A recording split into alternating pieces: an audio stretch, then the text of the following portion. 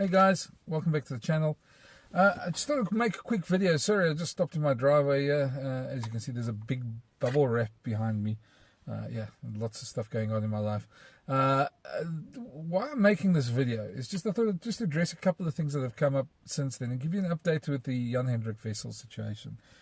So yesterday we had the rather gobsmacking decision to ban him for 9 games. On the evidence of a allegation where the referee, the TMO, and 2 assistant referees couldn't find any evidence.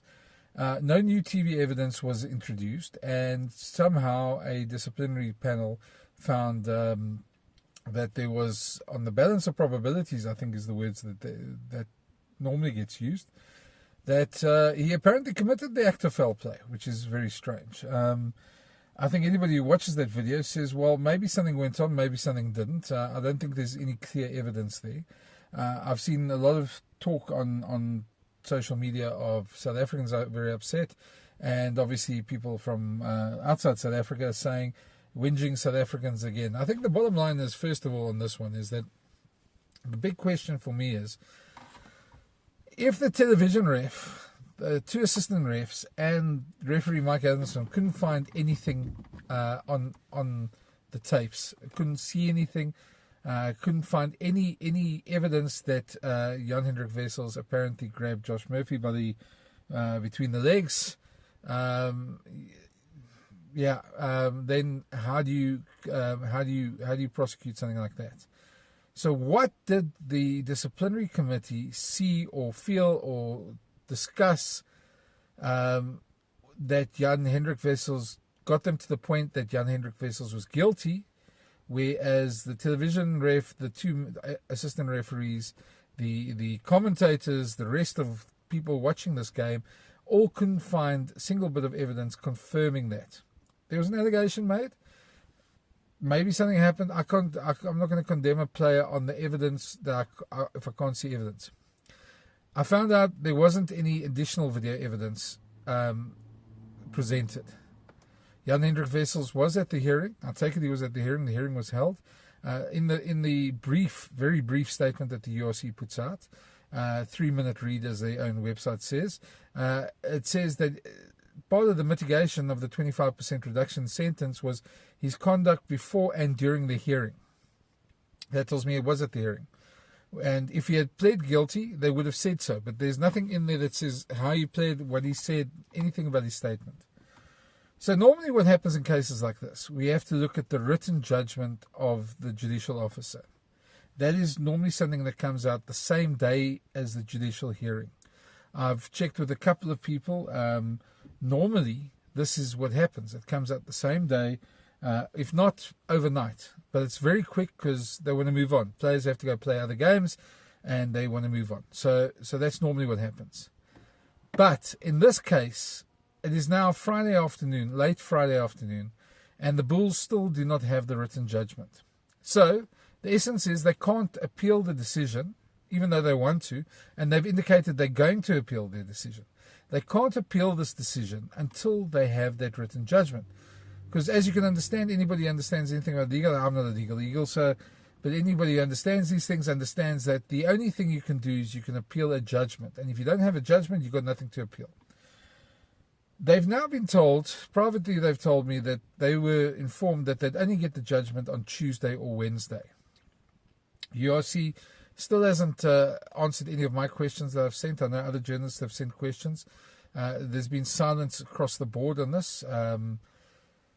Not sure why. I've done some work for the URC in the past. They're a great bunch of guys. I really enjoy dealing with them. They're a lot more progressive than World Rugby, and they're a lot more progressive than other places. So I'm not sure what's going on here. And the silence doesn't paint a great picture. Let's be honest. It doesn't paint a great picture. There might be more complications that we don't know of. There might be other things. But I think that's what the South African public wants to know. And anybody who's a true rugby fan would probably understand this, that yes, if he did do what they're accusing him of, show us the evidence, show us the reasoning, give us the reasoning, then we'll accept it and move on. But until there is that reasoning, until we know what they based their decision on, it's very hard to understand. So if there was no new evidence, because at this moment, this is how it looks. It looks like what we all saw on TV, what the referee, the two assistant referees, the TMO saw, was what we saw and what the Judicial Committee saw. We don't know if Josh Murphy put in a statement. We don't know if there was any corroborating statements, because nothing was said in that statement. We haven't got the written judgment, so we don't know what it is. Normally, that sort of clarity comes in. They talk about how they came to the decision, and we don't have that. The fact that it's taking almost a week to get that written statement out is a huge red flag to me. Why is it taking so long? What's going on? Why is all the silence about this? And listen, I mean, fair enough. If you're not from South Africa, you can write this off as a whinging South African. Whatever you want to do, you can write it off as whatever you want. The bottom line is, I think anybody who saw that and says to themselves, if that's what they based it on, we've got a real issue here, because that you can't just accuse somebody. No court of law would ever accept something like that. And yeah, you can tell me that judicial committees need to go on a balance of probabilities, because there's not always video evidence. But there has to be some sort of corroborating evidence. There has to be a statement from a fellow player. There has to be some sort of admission or something like that normally in these cases. Just go back to the two other cases or three other cases that my colleague Hendrik Wessels also cited on social media. The one was Adrian Strauss, who was grabbed between the legs by a Samoan player a number of years ago in a Springbok test at Loftus Versfeld. The same sort of judiciary at that stage said on the balance of probabilities, they had no evidence to say it happened or didn't happen, so therefore they couldn't proceed. Carl Sinclair it was alleged to have bitten Franco Mostert in the British Lions against Springboks test in 2021. Mostert showed a bite mark to the referee. The disciplinary committee there said on the balance of probabilities they had no clear evidence that he did make the bite, even though there was a mark. They accepted the players' sort of explanation. Sorry, I was just cancelling a phone call there. The second one was obviously Carl Sinclair. The Judicial Committee decided that he had not bitten Franco Mostert, even though there was a bite mark or there was a mark on his arm, and they said that there was no evidence that it was clear and intentional, even though Mostert allegedly showed it to the ref as he went away. There was that to me was probably a much clearer situation than this one. And they decided not to prosecute and not to ban a player because there wasn't any clear evidence. The third one is, of course, Bongi Benambi, who was obviously alleged to have said that Tom Curry's a wit cunt. You can either translate it as white side, or you can, from Afrikaans, or you can believe it was a slur that he threw his way. That depends on which side of the fence you're sitting on. And at the end of the day, World Rugby investigated them because of a lack of evidence. Eventually let it go because there wasn't any clear evidence. So my point is, at the end of the day, the question remains, what did the three Welsh people on the judiciary see that it was that the TMO, the AR, two ARs and the referee and the rest of us didn't see, if there was no new evidence, no new video evidence presented? That's my question. Now, just a couple of other points as well.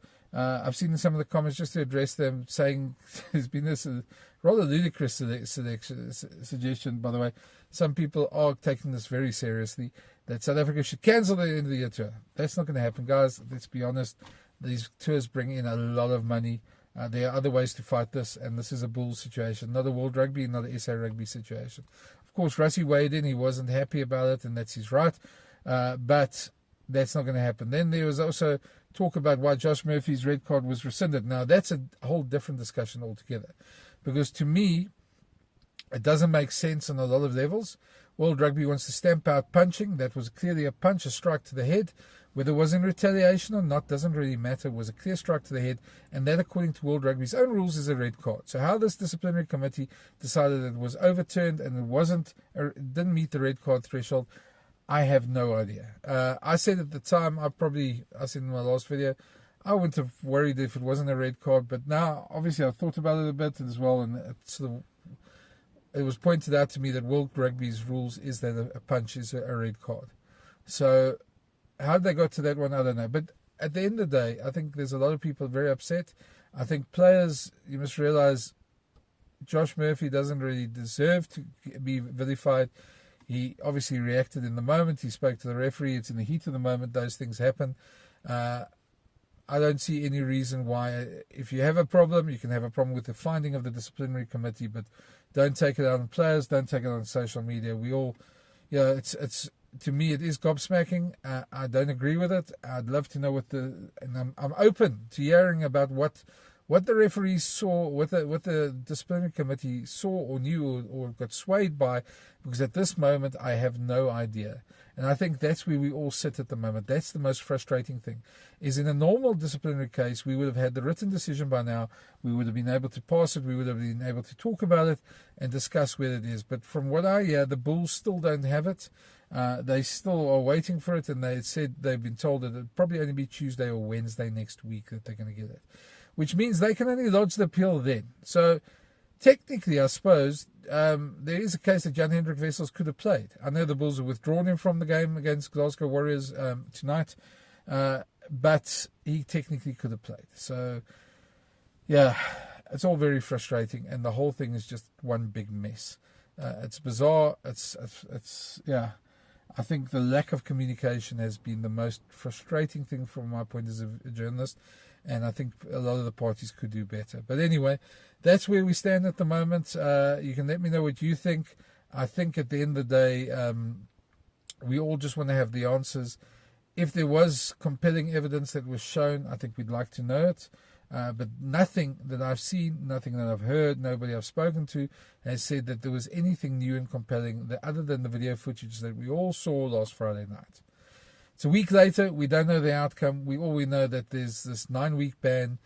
Bulls are going to appeal when they get the chance to appeal, and a player's career has been tarnished. So, yeah, you probably, depending on which side of the fence you sit, people who are coming at me on Twitter and other places and saying, yeah, you're condoning that sort of play. Nobody's condoning that sort of play. I think we just wanted to be clear evidence. If a player did that, then let them face the consequences. But if it's been on a simple allegation and no clear evidence, then I don't see how they can make that decision. And that's my point of view. You can disagree with me.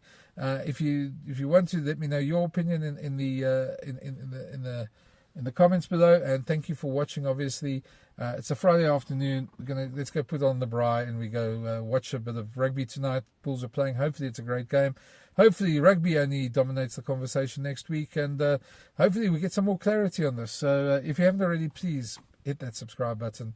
I know this is not probably the best aesthetic video in sitting under the carport in my car, but this is what it is. I thought I'd do it quickly. As I say, thanks for watching. Let me know what you think. Cheers.